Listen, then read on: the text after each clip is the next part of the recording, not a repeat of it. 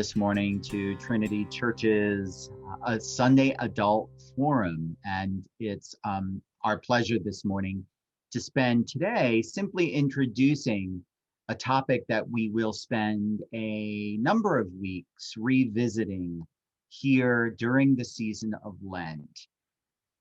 We are going to be talking about the history of Trinity Church and the intersection of that history and race, which is a common and pervasive conversation going on in our wider culture. Our series over the next few weeks, David, is, as you know, is a repeat, right? We did this, how long ago was it? I believe it was 2018. I think I went back and checked. It was either beginning of 2018, beginning of 2019, somewhere in that frame. But it was a pressing issue for us, and so we decided to address it, and so now we're kind of revisiting it for a number of reasons. Exactly. So we did this same series in many ways with a little bit of difference 2 years ago, in person, of course, before online was even a reality. And it was wonderfully there was wonderful participation. I know there was at least 50 people overall who were present in the Undercroft for our series at that point. We decided that say a few words about how the landscape has changed since we did. Well, I mean, two things. One, in the pandemic, there's so many more ways that we can access these kinds of conversations. As Scott and I were talking about it, this conversation about the history of race and its intersection with Trinity is an important conversation to have. And because of the way our Sundays used to be structured, there was only a certain portion of our parish that could attend. The choir couldn't come. You had parents in conversation that was going on at the same time. You had people who just don't like getting up at 9:30 in the morning as well. And so we thought, well, why don't we host this really important conversation so that all have access to it, and so that it kind of exists in our canon of history, for lack of a better word. But also we recognize that the events of this past summer and this past year around the conversation around race in this country has really piqued the interest and curiosity for people who that may have been more of a fringe notion in their lives. And so as that kind of conversation has reached a crescendo in some ways over the summer, we thought, why not have an opportunity to put this out here so that those who may not have been able to see it, those who maybe are even seeing it with fresh eyes, because that's the thing, you may have attended 2 years ago and we're going to revisit it with new eyes, and you may find absolutely new insights that you hadn't thought of before just because our context has changed so drastically. So, but there's a lot of ways that you can have this conversation, and we want to talk a little bit today about how we want to have this conversation, and also how we don't want to have this conversation, right? Right, exactly. So, I mean, I think what's important for us is that we are considering this series, and for anyone who's partaking in this series in years to come, because our hope is that this will be part of our, on our website as part of all of our Adult Forum series, is that our intention is that this is what we like to call a family conversation. There are conversations in our greater society going on all of the time. We participate as a congregation with organizations and groups that are seeking equity in all types of ways. Yet, if you take a moment to this coming Wednesday, this is happening in 2021, and during the season of Lent, this coming Wednesday is our first Wednesday in Lent. We're having a Lenten series called Faith in the 828, where I interview a professional trainer in nonviolent communications, and one of the key principles of nonviolent communication is connect before you correct. In other words, it's important for us to listen to each other, hear each other, be gentle with each other before we jump into where someone's understanding is. We may think that somebody's understanding is wrong or needs to change or transform. So our series here is our, a family dinner table conversation about our life. That doesn't end in a food fight. A family dinner conversation doesn't end in a food fight. Right. I mean, I think it's worth like just getting out there that this can be a really emotionally charged topic for people. We're dealing with issues that are really close to our identities, and it can be uncomfortable. And we do want this to be a space where folks feel free to explore and ask questions that maybe they don't feel comfortable asking in other places. That we want those questions to come in, because I mean the truth of the matter is the first step in any of this kind of work is really just to know your own story and the scope of your own story. And for me, one of the words that I think about as a guiding principle in these discussions is curiosity. How am I being curious about how people are approaching this topic, how people understand this topic, how my understanding of reality and my experience of life might be true, but might only be a piece of the broader reality. And how can I be curious about hearing a fuller version, an expanded, a deeper version of the reality of our world? I'm sure we all have had experiences where the light bulb has turned on and we've realized something about ourselves or the way that we grew up or the community that we're part of, that we see it in a new way. It doesn't mean that we were wrong before or negate those experiences that were meaningful to us. It just means we have a fuller and broader understanding. And I think that's how I like to approach these kinds of conversations, a sense of exploration and curiosity, not a sense of judgment and condemnation, because anytime I've had a conversation where I started with "you're wrong," that conversation doesn't go anywhere. In a similar fashion, anytime I've had a conversation where I just talked about myself, it doesn't go anywhere either. So it's just that broader curiosity, because the more we know about the children of God in our world, the more we can see how the family of God really does include every single person. That's one of the radical things about the community that Jesus creates, is that he's ever expanding the boundaries of who our family is. And right now we're starting with our Trinity family, and we hope that expands over the course of months. So to be clear, for those for whom they might think this is a concern about this conversation, of two white guys talking about this. Look, let's name that. Here's two white guys talking about race. Right. And we're gonna have blind spots, man.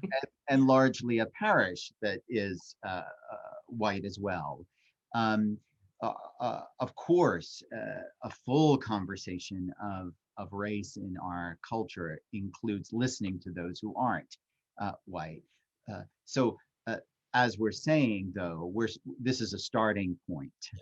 This is us understanding ourselves as a family, and we're going to be starting with our own history. And it's important. History is important. Knowing who we are, knowing what has been in our life as a parish. This parish began in the late 1840s, before the Civil War. It has a very strong history during the Civil War that we will hear about.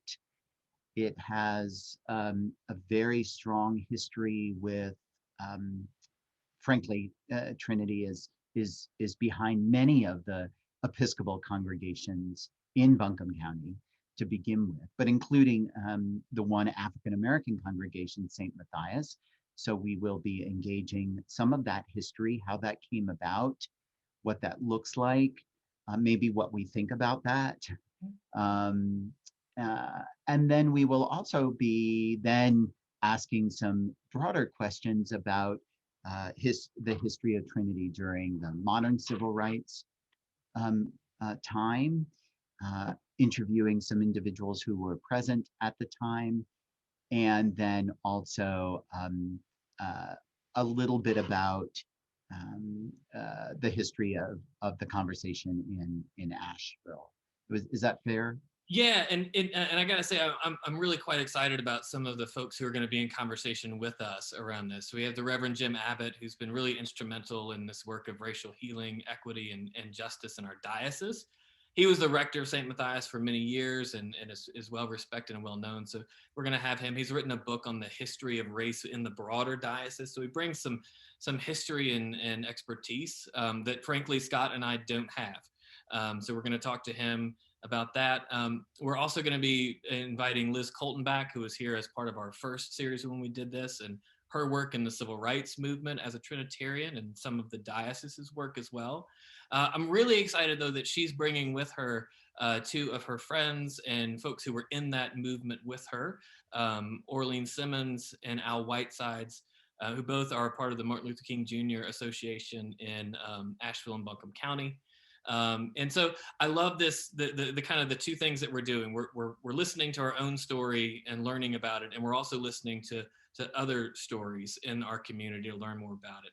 One of the things that we plan on them touching on, and we've asked them to kind of talk to us about, is to learn about an organization called ASCORE, which was kind of the main youth civil rights organization in town. And it's a powerful and profound story that I'm looking forward to learning more about and hearing more about. And again, like Scott has said, this is a first step. This is a stepping stone, and as part of this, we're going to be thinking about, what does come next? What does? Right. And part of that history will be, as you said, a little bit of history of our diocese during the civil rights era. And we're thankful to some folks like Liz Colton, who was a youth member of Trinity Church at that time, and very much involved. And there are others as well. So, well, thanks, David. I think that this kind of sets us up, if you will, for this conversation, and we will be posting, right, what each week's conversation will be looking like. So next week we're going to start talking about kind of the early history of Trinity, and where we come from and what some of those motivations were. We're going to be going all the way up until Civil War, St. Matthias, and we're going to kind of take a pause there so that the next week we can have Jim Abbott come and talk to us about that history. So we're just going to kind of look at that early history, the good, the bad, the honest, and just kind of take a curious approach. If there's something you're curious about in the early history of Trinity, feel free to ask us this week. I don't promise to know the answers, but I might know where the answers are. Right. And I can look them up. And that's part of the process, is that Scott and I are co-learners in this. We're on this journey to learning about our church and learning about ourselves. So I guess that's the other thing. I feel like I'm less of a teacher here and more as more of a sojourner along the path. Absolutely. And some of the history we don't have. I mean, sure. we have some history, and there may be historians that could uncover more history, but there are gaps in our history, and so we'll acknowledge that as well. And also, especially when it comes to race, there's this dynamic that for many decades and many generations, it was not a conversation people were having because it wasn't on their radar. And I'm not justifying that or saying that's a good thing, but it explains why we have some gaps in our own personal written history around race as a church. So we may be able to piece together certain things from, obscure vestry minutes, which we have because Episcopalians keep all of our records, very good record keepers. But we only recorded certain kinds of records at the same time. And so we don't want to speak where there's an absence of knowledge, but we do want to acknowledge that there's an absence of knowledge and why there's an absence of knowledge too. So some things we won't be able to address without, getting a deep and serious researcher who wants to start coming through the Buncombe County historical records, which we could find that it's probably there somewhere, but it might take months and months and months to find it. And then we might still come away with with only a partial story. Because I guess the other truth to acknowledge is that history was that, those early histories of Asheville, even it wasn't written by people of color. It was written from a perspective of white folks and particularly white landowners. I mean, it's just a fact of history. My master's is in history, and you kind of got to sift through the historical record sometimes to read between the lines. So acknowledging all that, admitting all that, but still not being daunted by it or scared of it at the same time, to say we're going to learn what we can learn, and we're going to be curious and open and gentle with each other, knowing that we might have some different interpretations of history. So this is my comparison. I was a journalist, and I could go to the scene of an event, good or bad, and talk to 7 different people, and I get 7 different stories. They might have some similarities and pieces that connect, but I'm going to have 7 completely different stories. And so, for right now, for me, I might know 1 or 2 stories about the history of Trinity, and now I get the chance to hear more stories about that, to get a fuller picture. Does that make sense? It makes a lot of sense. And the other thing that I think of as you're talking is truly to join us for our Faith in the 8 to 8 series, because I think what you would agree with me, David, is the context that we're trying to have this conversation really relates to what we're saying on Wednesday about how to actually have conversations. I'd like to say that we plan that synergy, but I think sometimes the Holy Spirit has a better plan than Scott and I have. So, always a better plan than anything I have ever planned out for myself, for which I'm deeply, deeply grateful. Well, thank you. And brothers and sisters, I hope you will join us next week at this time for the continuation of this series. Next week, as David said, we will be looking specifically at the early history of Trinity Church. And then, of course, to repeat myself, this coming Wednesday, our Faith in the 8 to 8 series will be released on our YouTube page at noon on Wednesdays. And that series will be a 5-week-long series on the ways in which we have conversations with each other, particularly around difficult topics. So God bless you. Have a holy Lent, and we'll see you next week.